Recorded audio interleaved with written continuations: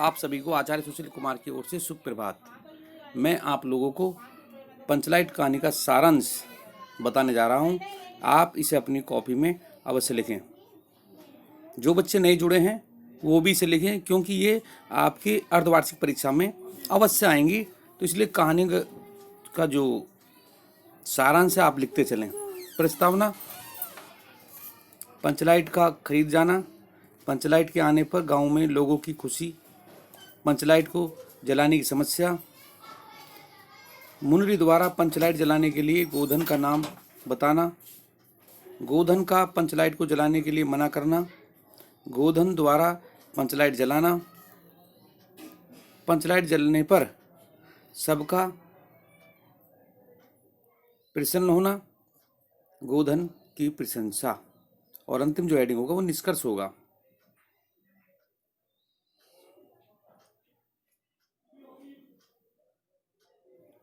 प्रस्तावना: पंचलाइट नामक कहानी के लेखक श्री फणीश्वरनाथ रेणु जी हैं। इस कहानी के मुख्य पात्र सरदार, दीवान, गोधन और मुनरी हैं। इस कहानी के कहानीकार ने यह सिद्ध किया है कि आवश्यकता बड़े से बड़े संस्कार और निषेध को आवश्यक सिद्ध कर देती है।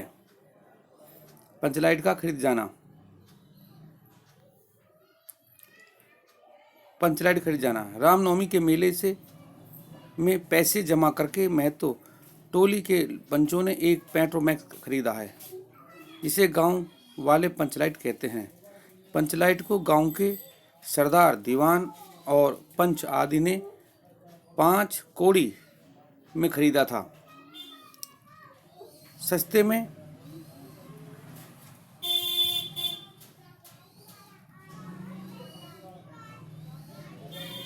महतो टोली ने कहा कि लालटेन में कितने में खरीदी है।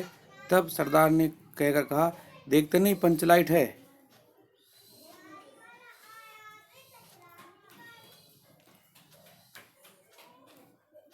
ब्राह्मण टोली के लोग अपने घर की डिबरी को भी बिजली बत्ती कहेंगे और दूसरे की पंचलाइट को लालटेन। पंचलाइट के आने पर गांव के लोगों में खुशी।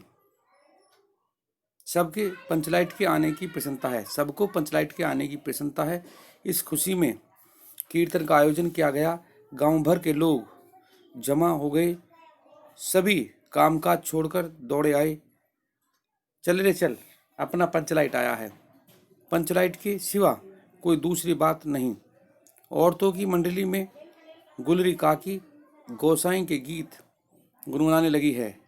छोटे छोटे बच्चे उत्साह के मारे बेवजह शोरगुल मचा रहे हैं। नेक्स्ट हेडिंग: पंचलाइट के जलाने की समस्या। सब लोगों के एकत्र होने पर यह प्रश्न उठा कि पंचलाइट को जलाएगा कौन। सारा माहौल उदास हो गया। आज किसी ने अपने घर में डिबरी भी नहीं जलाई। पंचलाइट के ने जलने से सबके चेहरे उतर गए। राजपूत टोली उनका मजाक बनाने लगी और कहने लगी कि कान पकड़कर पंचलाइट के सामने 5 बार उठक बैठक लगाओ, पंचलाइट तुरंत जलने लगेगी।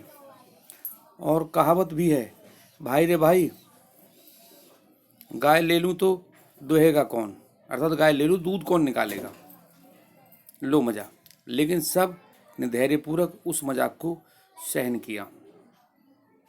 मुनरी द्वारा पंचलाइट जलाने के लिए गोधन का नाम बताना।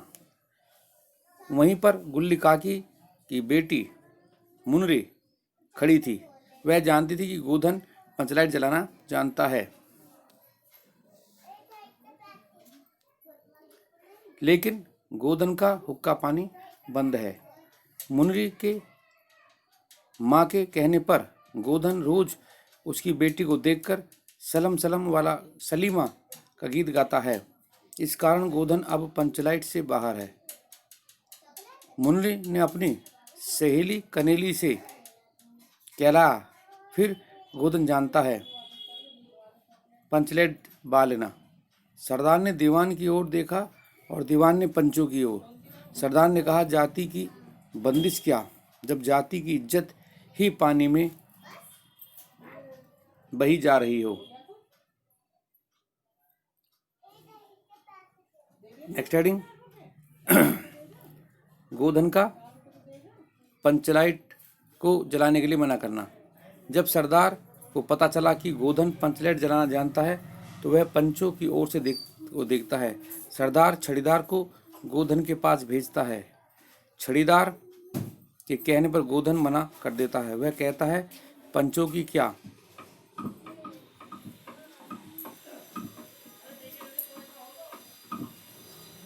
कोई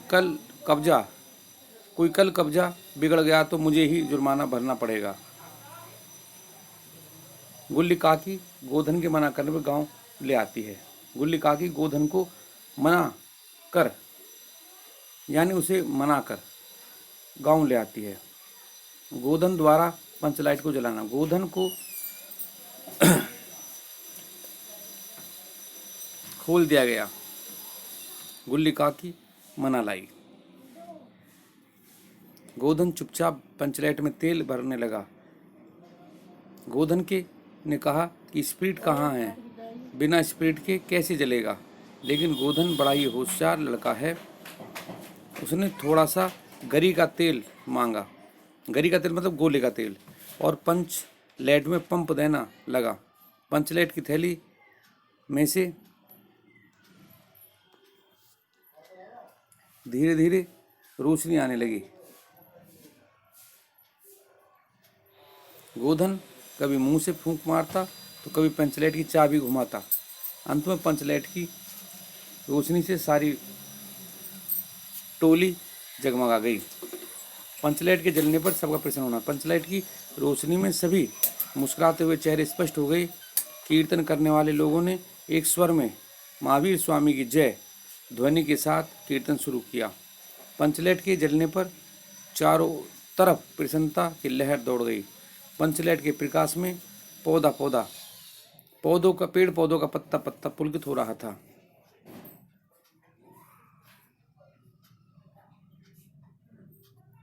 गोधन ने सबका मन जीत लिया।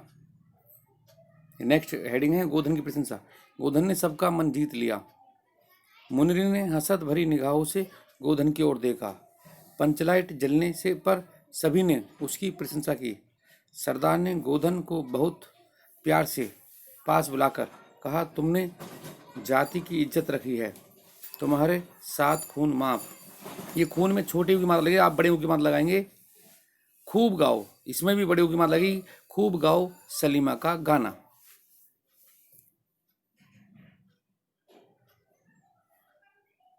निष्कर्ष, इस कहानी से स्पष्ट है कि पंचलाइट एक रोचक जिज्ञासा हास्यपद कहानी है, जिसमें लेखक ने ग्रामीण जीवन की सुंदर झांकी प्रस्तुत की है।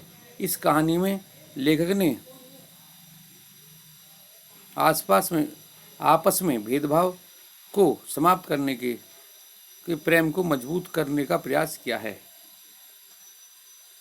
आप इसके कहानी के सारांश को अपनी कॉपी में लिखें।